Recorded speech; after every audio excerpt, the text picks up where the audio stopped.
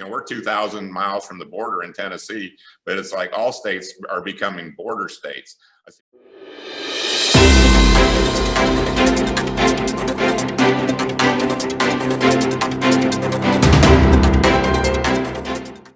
Hello, everybody. I'm Brandon Lewis with the Tennessee Conservative, and I am joined by Scott Desjarlais, who is the congressman for Tennessee's 4th District. You probably know him as that, but I know him as a father, husband, and a friend. And Scott left a very comfortable medical practice because he thought things in the country weren't going the right way, and he flipped a seat. And I was happy to be a small part of that. And the thing that I like about Scott the most is that when there's a vote on the floor of the House or in a committee, and if he has to choose between prestige and power or voting with his district, he picks his district. And if we had all of our Republicans doing that, we would not be in the mess that we are in. And Scott earned his degrees in chemistry and psychology and a doctorate of medicine from the University of South Dakota, which has done very well during the pandemic, I might add. He and his wife, Amy, have 3 children, which aren't so little anymore, Tyler, Ryan, and Maggie. And the Desjarlais family attends Epiphany Episcopal Church in Sherwood, Tennessee, where Amy grew up. Scott, buddy, it's a pleasure to have you here. Hey, it's great to see you. And I always thought that you had such a great political mind and wise beyond your years, but now I see that gray beard there, and maybe you're not so young anymore. But no, it's great to catch up, and really proud of the work you're doing there with the Tennessee Conservative. We need more people like you doing that. Well, we're outnumbered 80-1 in the state of Tennessee for a conservative news outlet, and you and I got to see how very fair and even-handed and balanced the Tennessee press is, and how much they love conservatives when you ran. Yeah, I certainly an eye-opener. Medicine, you're right, medicine was comfortable. Politics has never been comfortable, and it doesn't seem like it's getting any better. Well, Miss Alex told me you got trains to catch, and so I gotta make sure that we run this on time. But before we do, I want to tell everybody how Congressman DesJarlais saved my life. So we're riding back from an event.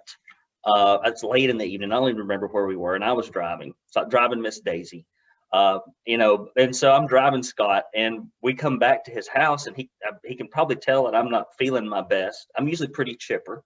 And I said, something is wrong with me. So I don't feel good. I said, something's going on down here. I don't know what it is. And I described all the symptoms. And Scott says, well, we'll come inside. And I went inside. And he said, well, take your shirt off and lay down. Now, typically, when somebody in Washington, D.C. tells you to take your shirt off and lay down, it's not going to end well. And I thought, well, he's an attractive fellow. I'll only do this once, but only for power and influence. And so I lay down, and he starts tapping around. He starts asking me questions, and he says, you need to have your appendix out, and you need to have it out tomorrow, and I will schedule the surgery, and I'll put you with the doctor that you need, and you can have an MRI if you want to, if it makes you feel any better, but you've got to have this thing out tomorrow. And of course, this is all pretty sudden. I just thought, like, maybe I had something wrong with my stomach, or maybe some kind of inflammation. And sure enough, I go in the next morning, I have my MRI, and I have my appendix out. And if that puppy had blown up on me, I may not have made it, but at minimum, they would have had to cut me from stem to stern, and that would not have been fun. So, Scott, thank you for helping me avoid that. Yeah, well, you're a little stubborn, and as most people are, but I don't know if I saved your life, but I probably saved you from a tough week in the hospital. When they rupture, it gets messy, as you can imagine. So, yeah, I'd almost forgotten about that story. So, well, I didn't. I've got the scars to prove it. They're a lot smaller than they would have been. So, thank you very much. Well, as you know, this is kind of what you're here for. The Tennessee Conservative broke the story about the covert migrant detention center here in Chattanooga, Tennessee, and the liberal press ignored it for days, and because they didn't want it to be true. And they're like, well, you don't have any proof. I'm like, well, the organization does this for a living. They're hiring 50 to 70 people. The government agency they've directed me to does this for a living. We have pictures of young male men about to be adults, which is primarily who we have discovered are housed in these units. It's never the little kids they put on the cover of the New York Times. These are like about to be adult teenage men primarily, and preteen men. and they wouldn't cover it. And even now, we can't get comments from the governor on if he authorized it or not, if he's against it. We've heard a few of your typical cookie cutter comments, but my question to you would be, what's going on with this story, and what are you seeing? I know that you have been in hearings. Just kind of share what you know, Scott. Yeah, well, I mean, it was a great find by you, and you actually had emailed me or text me as soon as you were going to break this, and so I had the opportunity to speak with Governor Lee, and it was one of the first questions. In fact, the only question I asked him that day. We have a delegation meeting with him fairly frequently. A lot of it's been about COVID, and he was not aware of it when you were. He did say that.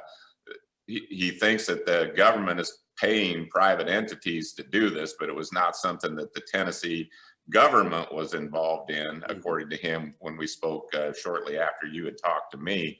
Now, I don't know if there's more of this going on around Tennessee or not. I thought maybe you would have found a few more, being you'd already found one.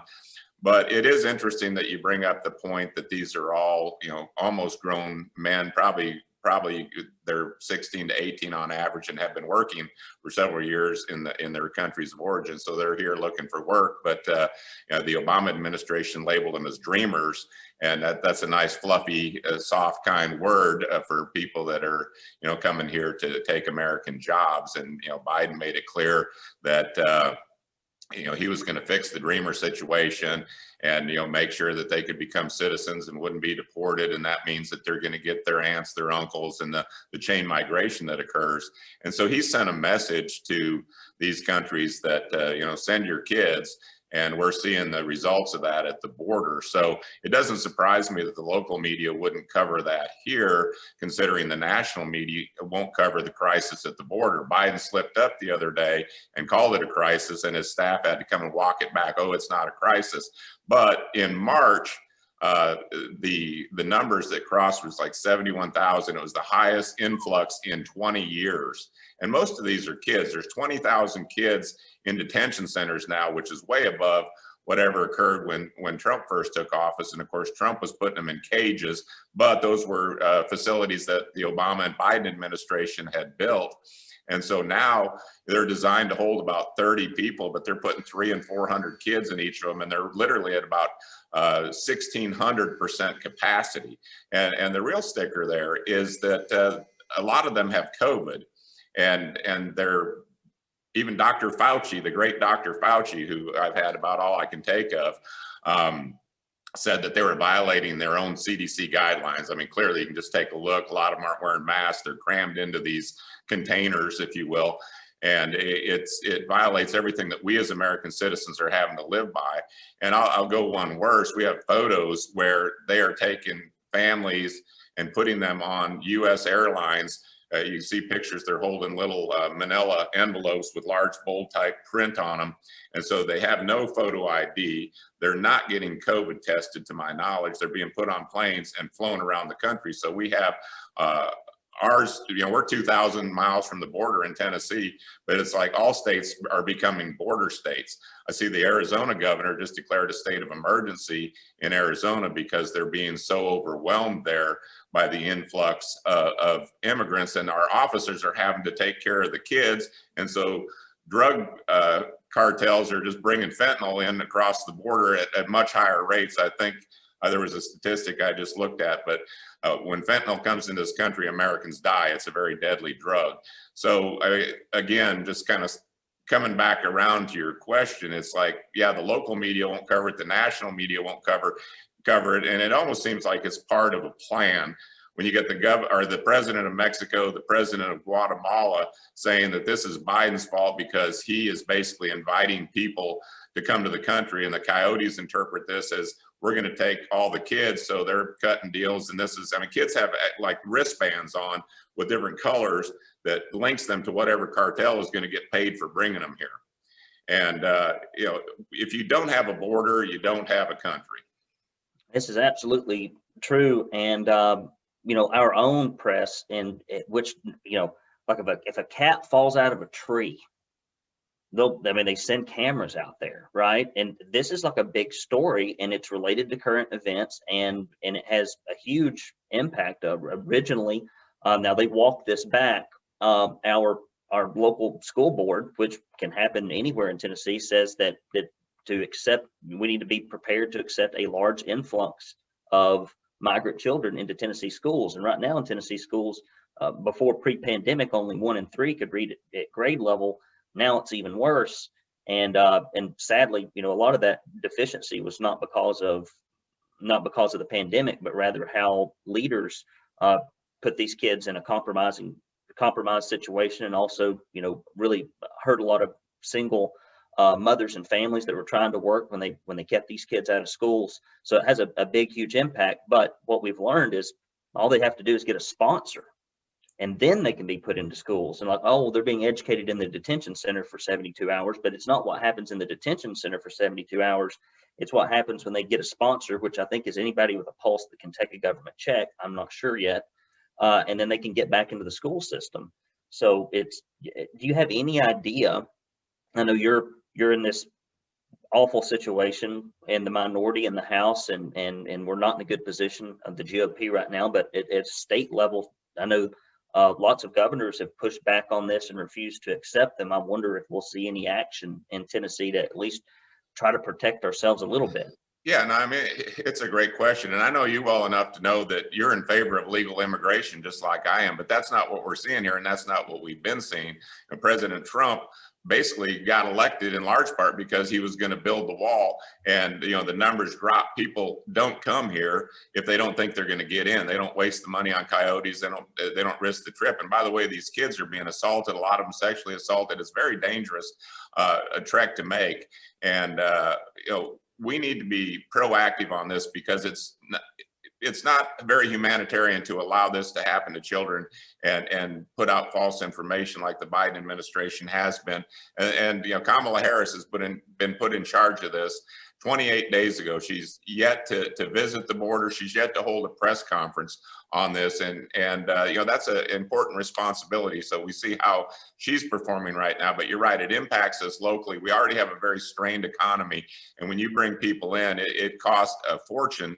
I've heard up to $80,000 a year to support each illegal immigrant that's brought into this country. And as taxpayers, that should alarm everyone, because we have our own struggles right now, and we've been under the oppression of the COVID lockdowns. But yeah, Tennessee, anyone listening to this that's troubled by it, as you all should be, should contact your local representatives, your state reps, your state senators. Contact me. I'm well aware of it. We're in the fight. Contact the senators, and certainly call the governor's office, because I'll follow up with Governor Lee. And it's probably been whenever you let me know about this that I asked him, and he was supposed to look into it. I've not talked to him again, but we need to, because clearly, if the government is paying people and flying illegals into this country, you go try to get through any security checkpoint without your ID and see what happens, or you try to go to Mexico and come back without a negative COVID test, you're not coming back. But yet we're bringing people in the middle of a pandemic into our country and propagating a problem. Not everyone's been vaccinated yet. This thing isn't over. I'd sure like to see the mask go away and all that, but we need to finish what we started. So I would urge everyone to be proactive and ring the phones off the hook, send emails, send letters, whatever you need to do, because this is a very urgent problem. So talk about the conversation that you had with United States Air Force General Glenn D. Van Herk about the border crisis, and specifically how it relates to keeping us safe. Terrorism, I mean, we've already got terrorism, a lot of that is MS-13, a lot of that are drug cartels, and when you have drugs come into a country, crime follows it. So there's that kind of crime, but then there's also the other kind, which is just, I hate to call it now old-fashioned terrorism, but 9/11 was a long time ago. Talk about what he said, what you've learned, and how all of this puts our country at risk from things of that nature. Yeah, well, it's interesting. I'm on the House Armed Services Committee, and we're going through the different areas of command around the country. We did Indo-Pacific Command, we did Euro Command, and we did the the command for North and South America. And so you wouldn't think immigration would be a top issue, but it was. And with Van Herk, he was very concerned about what's coming across our border. And, he says, without the border, we don't have national security. And so he's very concerned about this. We already have had 2 Yemenis terrorists that were on the watch list picked up, and there's more that we can't talk about in an open setting.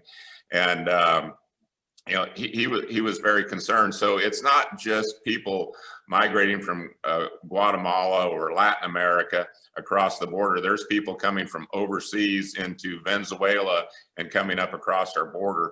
And again, the more children there are at the border, the more it takes our officials there to look after them, and then people are slipping through the cracks. So he was pretty emphatic that it's a huge problem. And I think I asked him if the current laws on the book would help curb that. He agreed that they would. They haven't been enforced the way they should since I ran for office 10 years ago. I mean, everyone talks about comprehensive immigration reform, but if we would follow the laws on the book, we wouldn't have the problem that we have. And now with the Biden administration just basically tearing down the walls and making them into bridges and sidewalks, people are rolling in here at record numbers. And it seems like it's almost part of the strategy, because we're going to have terrorists coming through if we haven't already. We have drugs coming through.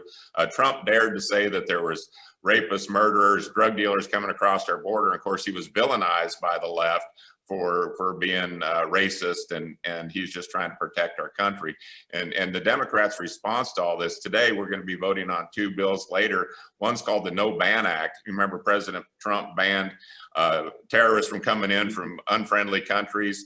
And then when the Wuhan virus or Chinese virus or whatever they don't want us to call it occurred, he was banning people from coming in from China.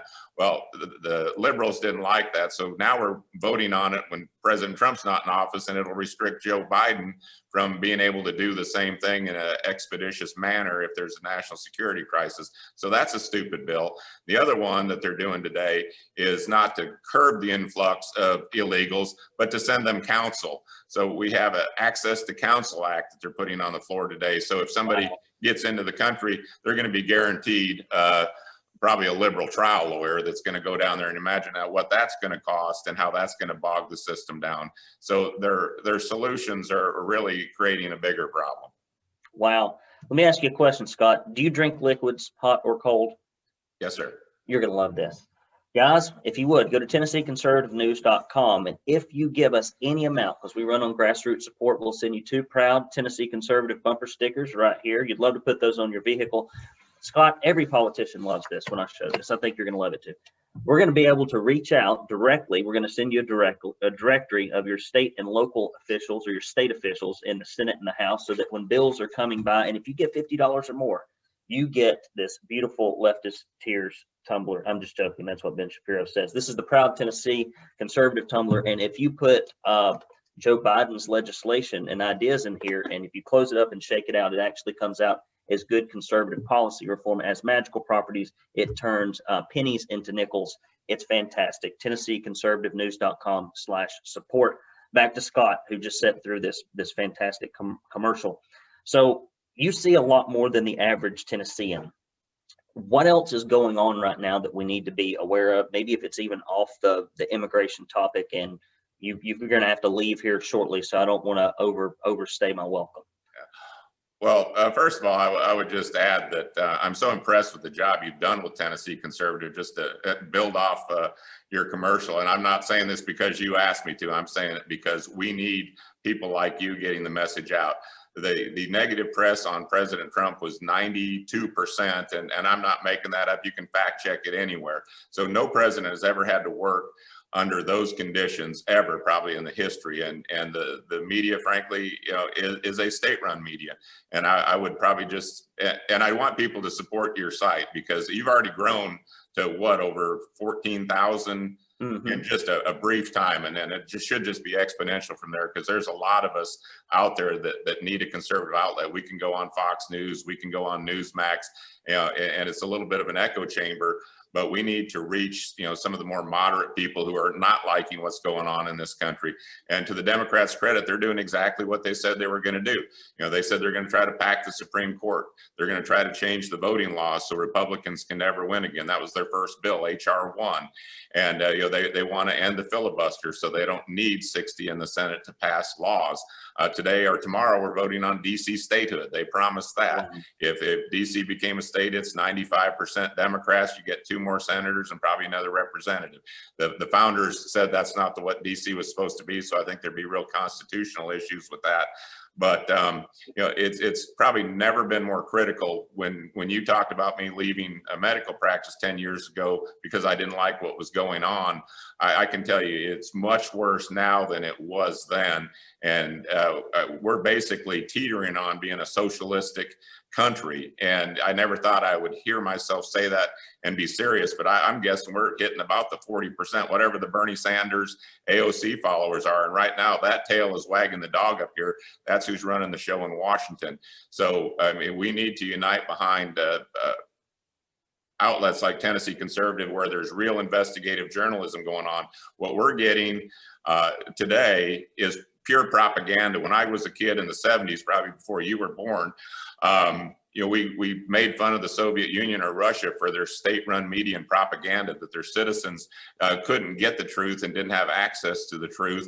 And if you dare speak out against it, you were punished, your family disappear. And now look at what the country we're living in. We have the media that brought you the Russian collusion for 3 years and was turned out to be a hoax. We had during this past election the Russian bounties on U.S. soldiers in Afghanistan that allowed Biden to call Trump Putin's puppet or puppy or whatever he called him during a debate. That was fake. That wasn't real. It was something that was made up by the media. We've got the Capitol Hill riot that was, granted, it was terrible. We needed to examine what happened in these states with voter laws that were changed because of COVID. And we needed to correct that because there was literally people voting in usually large metropolitan areas like around Atlanta or Philadelphia where they didn't check signatures, or if they did, it may have been the signature of somebody that filled in 100 ballots. So the signature might have matched, but they didn't necessarily match a person. And they say this was a blowout. It wasn't a close election. But if you look at Arizona, Georgia, and Wisconsin, the difference in those 3 states was 42,000 votes combined. And we would have had Trump in the White House because that had brought him to 269. We controlled the House. We would have voted, the Republicans controlled the House, and he would be our president. I promise there's that many ballots in those 3 states that could have been overturned if they would have been scrutinized. That's what we were trying to do on January 6th. But unfortunately, a few idiots went too far and they gave the Democrats the perfect narrative to attack Republicans. But that story bothers me because you hear the media talk about the bloody insurrection with 5 people killed. There was 1 person killed, and that was Ashley Babbitt. We now know that brave officer Sicknick, I don't take anything away from him, but the coroner's report mysteriously comes out 14 weeks later that he died of natural causes. He didn't get hit in the head by a fire extinguisher. He didn't die as a reaction due to bear spray. He died of natural causes, like the 2 other people that died of heart attacks, and 1 died of a drug overdose. So the only blood that was spilled was by a woman who got shot that has been swept under the rug. I've not heard anything from her family. It's just crazy. But anyways, the media has propagated this 5 people killed.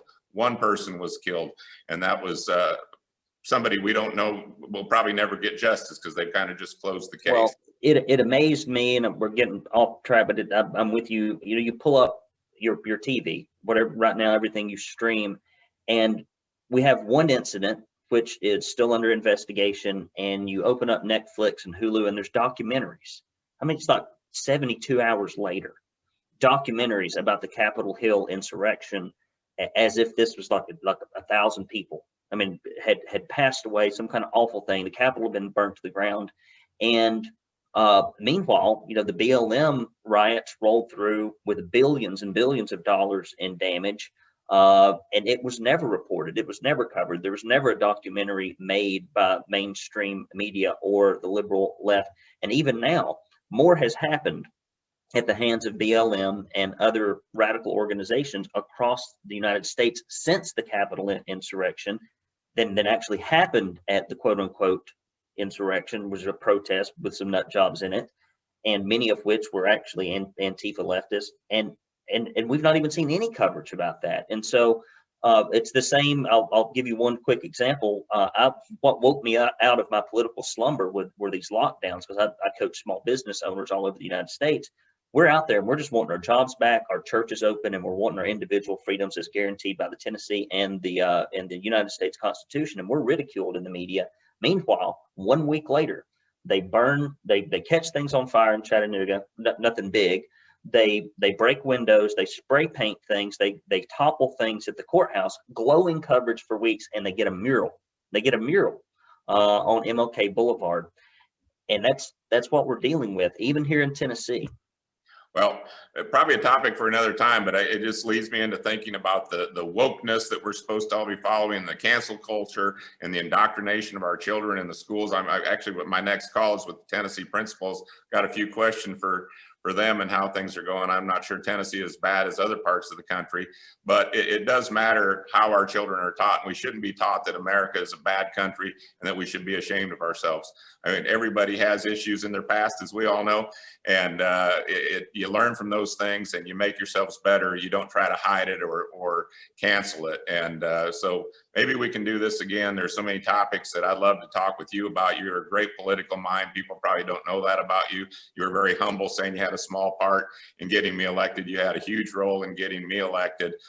You taught me so much, and I appreciate what you've been able to give me and teach me. I was just a doctor, and you knew what I needed to do to win. I doubt I'd be here without your help. So appreciate. I'm happy to check your appendix anytime. You keep giving people good advice and doing what you're doing, and I hope people will log in and tell their friends about Tennessee Conservative and help support you, because this is how we're going to take our country back, and it's got to start now. Great opportunity in 2022 to win back the House and try to hold back this tide that is crashing over our country. So, my friend, thank you so much for allowing me to be on your show. Well, it has been a personal honor and a great time. Put your arms around that beautiful family of yours. Give them all hugs and kisses. Tell them the little short dude from down the road, Brandon, said hello. Thank you again, Scott. I appreciate you being here. You do the same with your family. Good to see you. All right, guys. This is Brandon Lewis, the Tennessee Conservative News. If you like this, go to TennesseeConservativeNews.com and subscribe to our e-newsletter by text and by email. And we're so glad to have had Congressman DesJarlais here. Stay tuned.